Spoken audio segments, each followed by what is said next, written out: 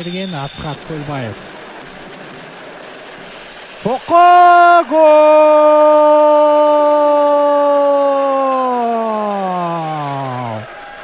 Есеп 0-1.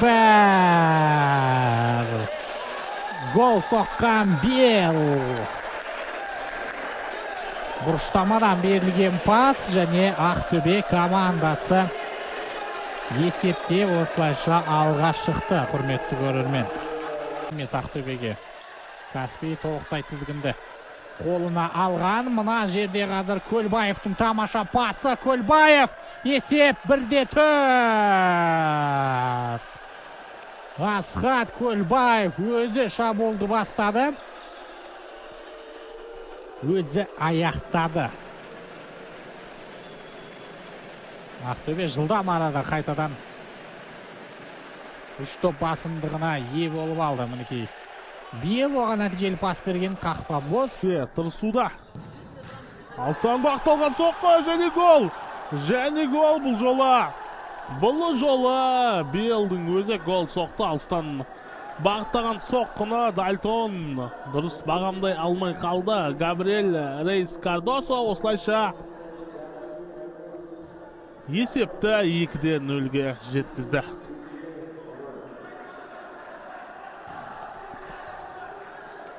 Әдетте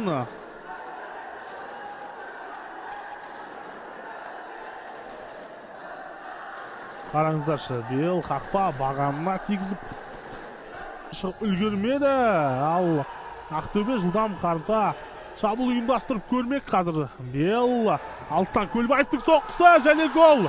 Және гол. Бұл жола Көлбаев Белге тамаша пас шығарып берді. Бүгінгі ойында Көлбаевтың көзге түспей жүргенін айтқан едік. Соққы Көлбаевтың еншісіне жазылды ма? Қазір көрейік. Менің ойымша қақпа маңында Бел болған секілді. Мына бір сәтте Мадияровтың өзі допты не істерін білмей алып келе жатыр еді. Белға ма әлде Мадияровқа тиді ма мына бір сәтте? Қайрат командасы бәлкім енді 2026 жылғы маусымда Чемпиондар лигасын жеңіп алады. Кім біледі? Сондай нәтиже күтеміз. Қазір Ақтөбе командасы бірден таразбасын теңестірді. Міне Габриэль Рейс Кардосо. Бел қандай ғаламат гол салды. Прессинг жасады. Ақтөбеліктер бірден голмен жауап қайтарды. Тамаша. Бастамасы жаман емес. Ақтөбе ордабасы матчтың басталғанына саналы минуттар болғанына қарамастан біз қазір бірден 2-1 голды көрдік. Нұрабек Қабылбаев қақпашы емес, әйтпесе қолмен ұстайтын беді.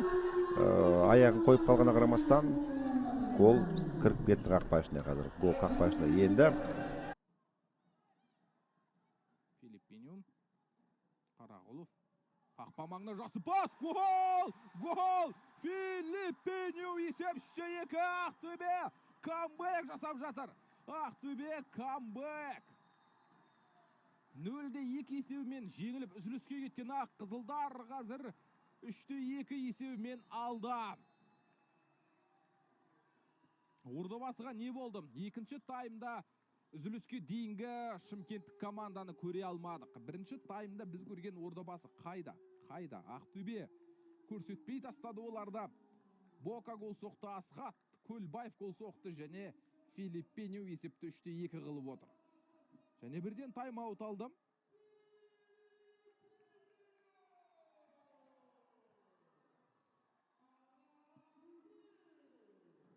Егер дәл осы есепті қызылдар сақтап қалса, онда Ордабасыдан 5 ұпайға осып кетеді.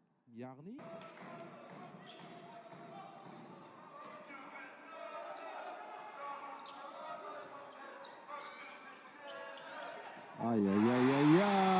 не деген гол! Ғажап гол! Габриэль Рейс Кардосо өкшесімен салып жатыр ғой, өкшесімен. Сөзсіз осы турдың үздік голдарының бірі болады бұл. Қандай тамаша соққы, қандай тамаша комбинация өкшемен асырып жатыр ғой, өкшемен. Ақтөбе жігіттері жарады. Камбэк жасап жатыр, иә. Қараңызшы, алды допты. Өкшесімен жібере салды ғой. Екі аяғының ортасынан өткізіп өтті Далтон Антонионың. Далтон қандай жойқын соққыларды, ғаламат соққыларды. Әлі команда 9 апта. Аптасына 2 ойыннан өткізу керек. Қандай тамаша бұл жердегі пас алмасу. Елкелеп жүріп гол соққан Әділет Болатов, ал Асхат Көлбаевтың бұл жерде барынша жай әрі нақты. Әділет Болатовқа, жоқ, кешірім сұраймын, бұл жерде Габриэль Рейс Кардосо. Я, Кардосоға.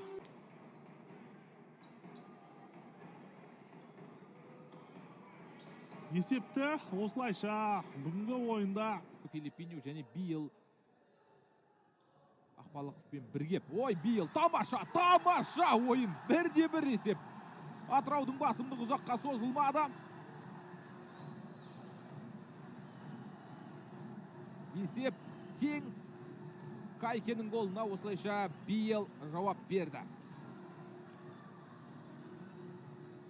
Кезекті голы бұл бразилиялық легионердің Ақтөбенің нағыз сұрмергені. Бұл жерде қарсыласты тамашалдап өтті. Павел Гамовтан айласын асырып жақын бұрышты. Боқаның орнына Ақбалықов шықты. Иманалин ойын қараласты. Олег Кучинин сары қағаз алды. Филиппиню, Иманалин, Ақбалықов және Бейл төрттігі Ақтөбеде. Қақпаға соққы, гол! Қайрат Иманалин есепті 2-1 қылды. Ақтөбе капитаны қанжығасын майлады. Бейл 37 жасқа толған Қайрат осылайша маусымдағы 7-ші голын соқты. Бейлдің пасынан кейін алыс бұрышқа дәл соққы. Лео Соуза командасын құтқара алған жоқ.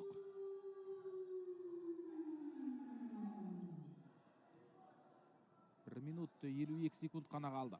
Асу керек. Альберт Ақбалықов. Альберт әзірше енді бабына ене қоймады, бірақ маусым барысында бабына еніп алса, Ақтөбенің үлкен күші болмақ. Филиппиню қателесті, бірақ Бейсенбайұлы бос қақпаға соққы жасап үлгерген жоқ. Чураско 2 деп саусақпен көрсетті. Бейл соққы! Гол!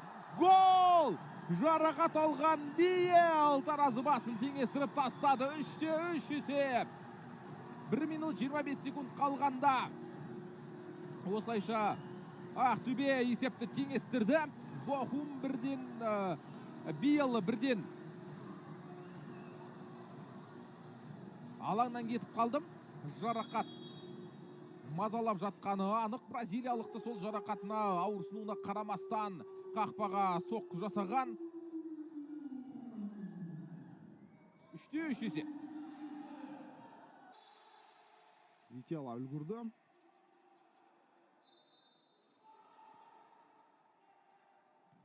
Тағы бір соққы және гол. Асталаса Ақтөбе соқты голда. Қасында тұрды негізі, Бейлдің қасқа. Нұрсұлтан Пиалы көздеді қақпаны.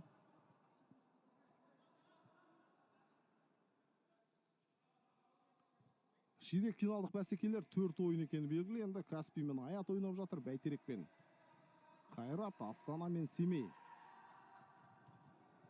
Мәне мүмкіндік! Есеп 2-2, құрмет жанкүйерлер. Филиппиню есеп теңестірді. 2-2, 4 болады дегеніміз осы міне. Ал расымен де екінші таймды керемет бастады Ақтөбе.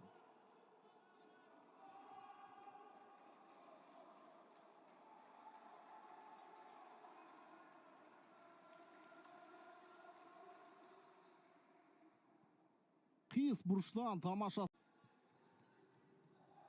Қапталға пас Көлбаев және есеп 2-3 Бел командасын алға шығарды. Күтпеген өзгеріс міне. Камбектің иісі шығып келе жатқан сияқты. Камбектің иісі шыға бастаған сияқты. Бірақ әлі уақыт жетеді. Ордабасы кім біледі. Таразы басын теңестіретін шығар. Тамаша ұйымдастырып кетті бұл шабуылды Ақтөбе командасы.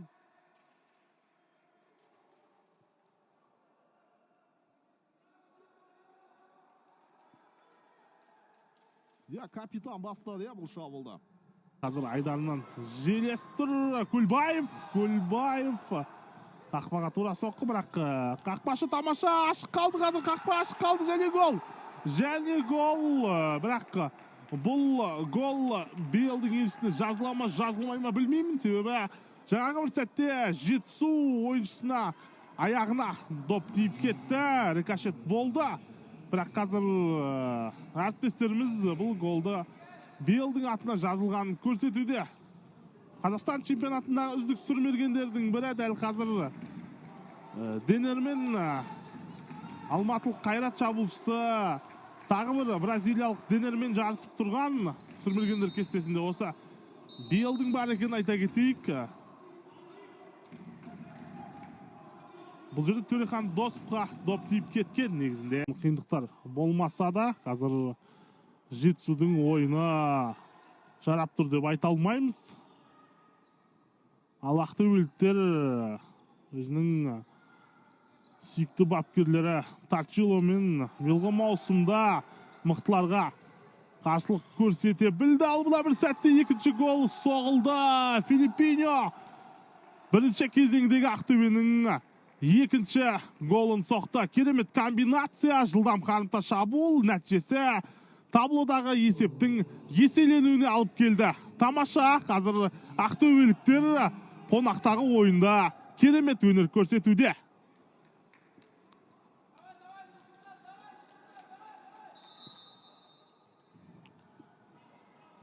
Ақтөбе сапындағы тағы бір үздік ойыншылардың бірі Филиппиньо.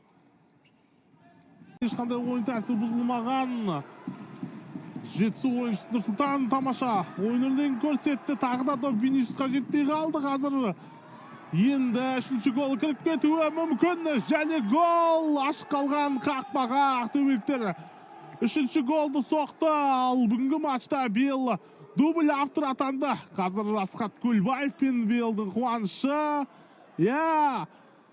Өз қақпаларына жетісулық жігіттер қайтып үлгере алмады. Бұл жерде Қанат Жеткірбаевтың шапшаң пас бергенді айта кету қажетпіз. Мына бір сәтте доп қақпада қиыс кетіп бара жатса, оң қапталған.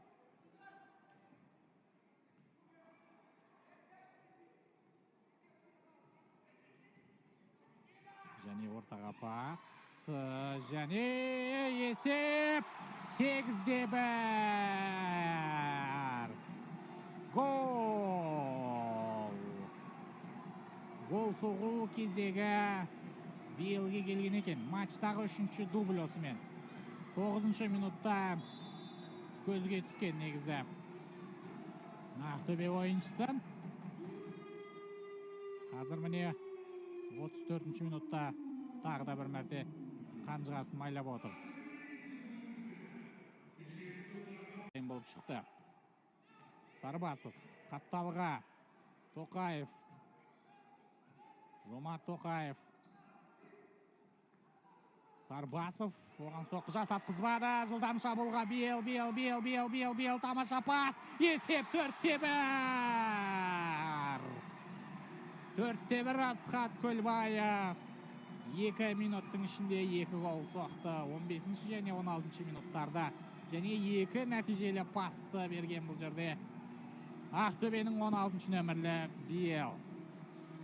4-1 қандай тамаша кездесу. Тағы да жылдам қарымта шабуыл. Барлық тайлы таяғымен алға қарай ұмтылып кеткен талдықорғандықтар.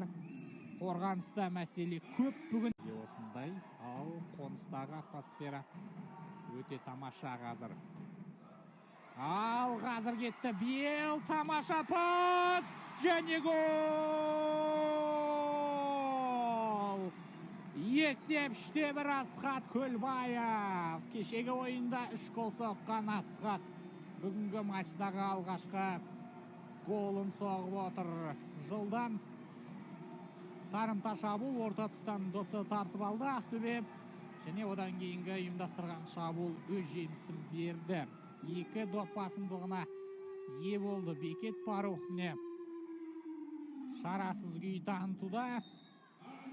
Биыл бұл жерде өзі соққы бағыттаса да болатын еді, бірақ әріптесіне пас бергенде жөн санады. Сөйтіп Ақтөбе әзірше ойын ережесін бұзған жоқ. Дәурен Қайратұлы шабуылда жетісу. Үлкен тәуекелге барды. Қазір гол! Есеп 2-0 Ақтөбе. Есепті ұлғайтты қадірменді көрермен. Қандай қақпашының қателігі бұл жерде. Дәурен Қайратұлы бүгін Индионы алмастырған қазақстандық голкипер қателесіп отыр. Пас беру кезінде өзі қақпасын тастап алға қарай шығып кеткен. Ал голды соққан 16 нөмірлі Бел. Араға 1 минут салып Ақтөбе. Және гол бүгінгі ойында. Алғашқы голды Бел дабл пенальтиден соқты. Ай, қазір жігіттердің осындай бір алдын ала дайындалған тойлатуы. Магомед Абдурашид өз әріптестеріне ренжулі. Осындай маңызды ойында осылай ойын тәртібін көп бұзуға бола ма деген сұрақ қойылды.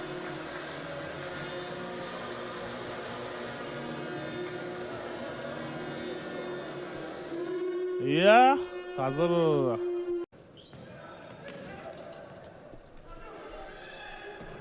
алдына бір сәтте тамаша соққы, және Ақтөбе бүгінгі ойында 3-ші ретті алға шықты.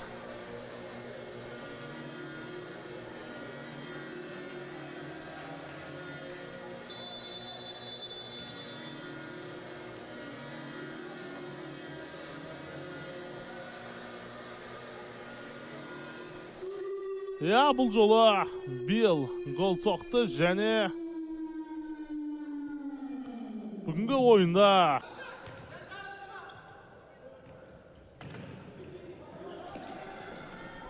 алдына бір сәтте Ақтөбе жігіттері дәл қазір 2-ші голды соқты. Асхат Көлбаев маусымдағы 21-ші голын соқты. Осылайша көпке созылған жоқ. Қазір қайтадан Ақтөбе алға шықты.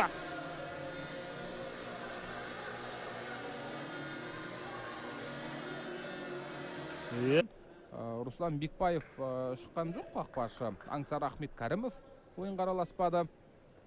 Қалғандары аз-аздан болса да алаңға шығып тұрады. Алға Филиппиньоға пас. Филиппиньо Бейлға. Бейл! Есеп 3-0.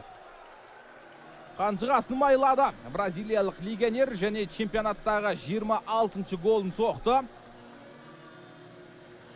Үздік сүрмергендер тізімінде көтерілді. 28 жастағы бразилиялық. Кеше тұлпарға қарсы дубль жасады.